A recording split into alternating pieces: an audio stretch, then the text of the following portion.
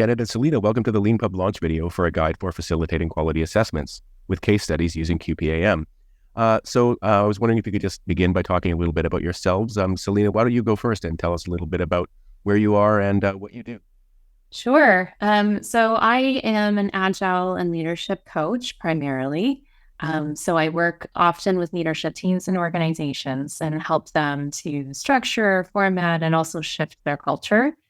And my career before that, was in software testing and quality. So the work that we've done with this book and our prior book together is kind of like a merging of all of my career directions, kind of pulling it together in this area of quality and in software development teams. So right now I'm working in Montreal with a primary client, and despite how wonderful Montreal is, I'm eager to return back to Ontario pretty soon.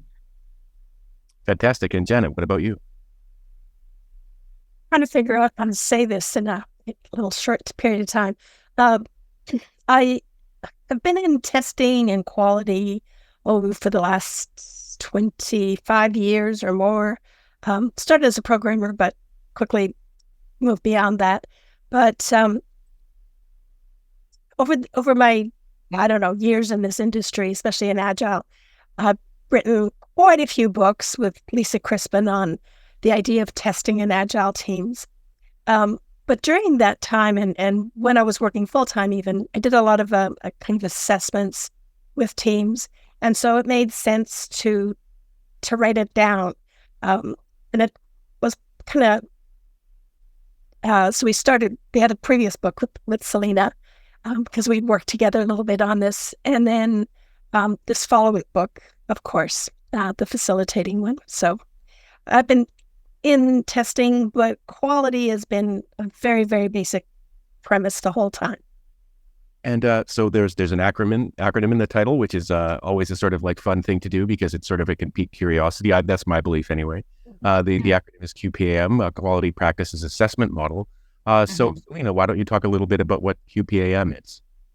Yeah. So like Janet mentioned, she's done work in doing assessments for organizations. And this kind of started with her getting a request to more formalize a quality assessment for a company.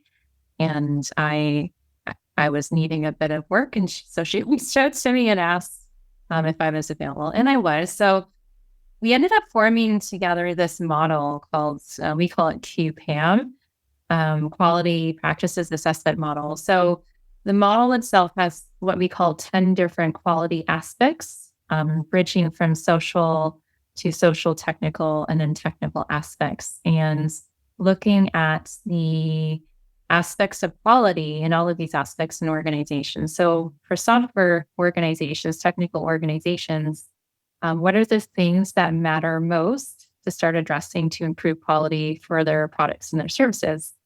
And believe it or not, it's the social things that matter most. So at the top of the list, we have feedback loops, culture, learning and improvement. And those are things that are important for every type of organization.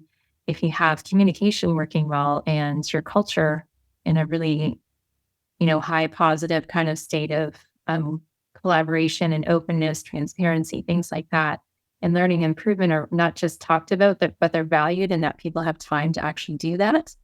That sets the baseline and the foundation for everything else to go a lot better. Janet, do you want to talk about the other aspects?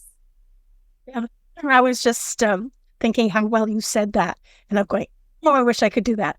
The other aspects, really what covered in a lot of other books, but they're the social, we have the 2 or 3 that are the social technical aspects.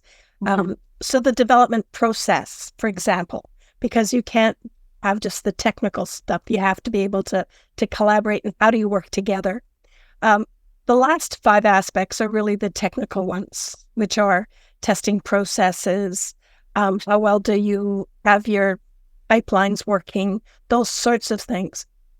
The very last thing we have on the list, which has caused a little bit of discussion with people, is defect tracking. Because we think if you do everything else well, the defect tracking becomes less important.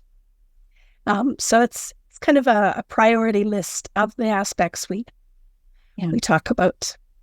Yeah, that's fantastic. And for anyone interested in learning more about the details of this, the book is a guide for facilitating quality assessments with case studies using QPAM. Check it out on Leanpub. You can buy it anytime. And thank you very much, Selena and Janet, for being on this Leanpub launch video for a really great new book. Thank you so much. Pleasure to speak with you, Lynn. Thank you.